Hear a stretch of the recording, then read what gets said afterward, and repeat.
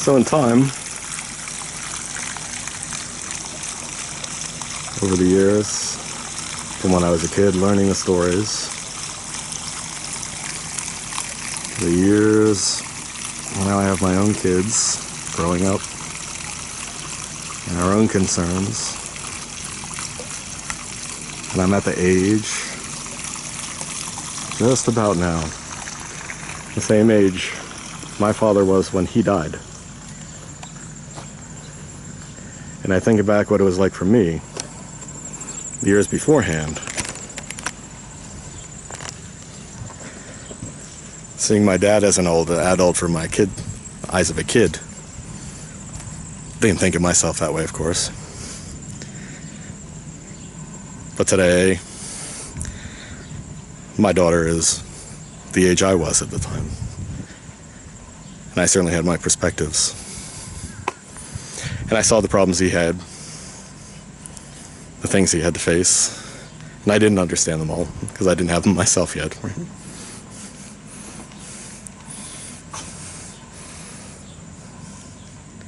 Amazing.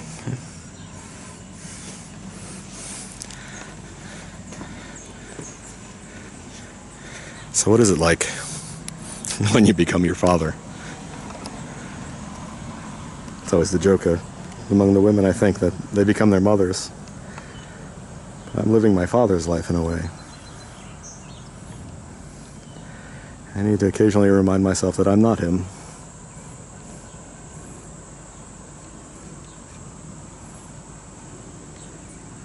But his story's with me. Just like the stories that are housed in a place like this.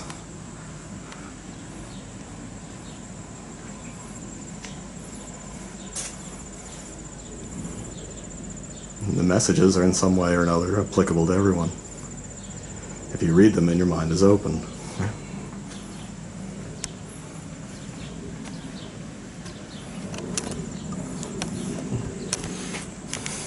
Well, it must have been like so many years ago to be a father, worried about providing for children, dealing with job stresses, health stresses, marriage stresses, friend stresses, everything. They don't change from time to time, I think. Just things like the technologies.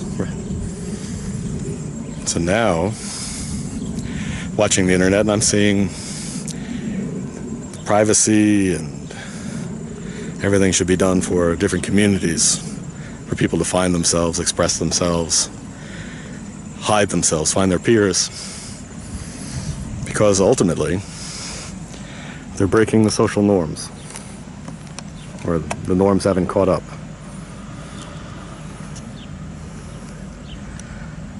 And some to their families, everyone else, they're in the wrong.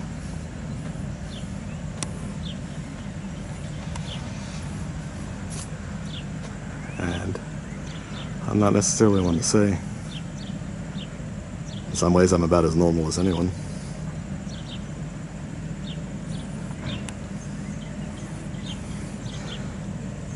And some of these other folks might not feel comfort in a place like this. They're looking for their own. Now they have technology that wasn't around before.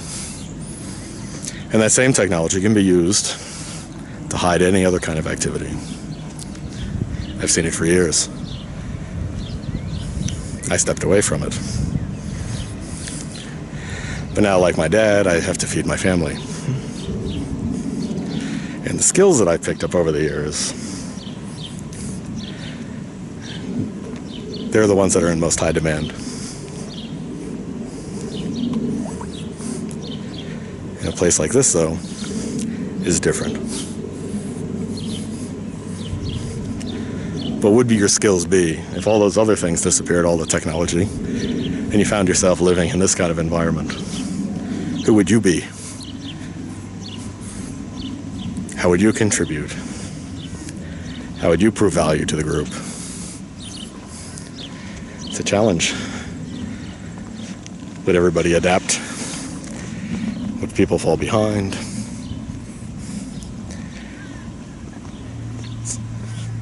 Good questions, I think. no answers.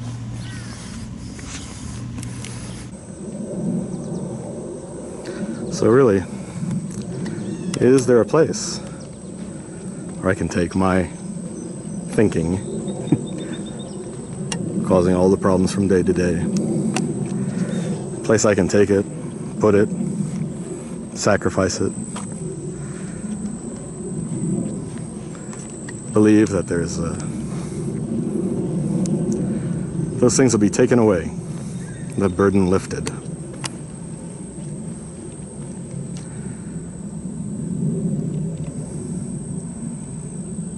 The things will happen on their own in their own time, that I don't have to worry about it.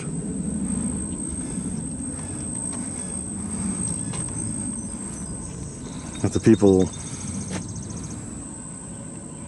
who are meant to handle it will handle it in their own way, if it was meant to be handled at all. Whether it's giving it up to God or just, and inshallah, right? Put it in God's will. If it's God's will that it happens, it happens. Or if science is meant to handle it, there are scientists working on it. What do you do? What do you do when you have kids with incurable diseases? Do your hope. You pray, maybe. You hope it'll be taken care of. Do your part to help raise funds. But you don't have the cure. Hopefully someone does. And when will it all turn to, it's too late for mine, but maybe it can help yours, and carry on that way? Is there a way you can take those kind of worries, hand them off,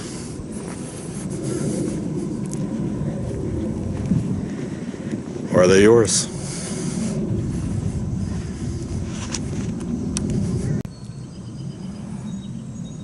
And regardless of whose the burden, who the burden belongs to, who it sits with, who carries it, what sacrifice will you make? What are you willing to surrender? What are you willing to give up?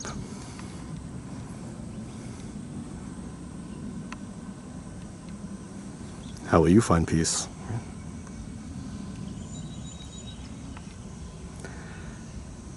And will you deny that peace from anyone else? No. When I need to be alone with my thoughts, or I need to escape them, there's one way. So if you see me, say hi.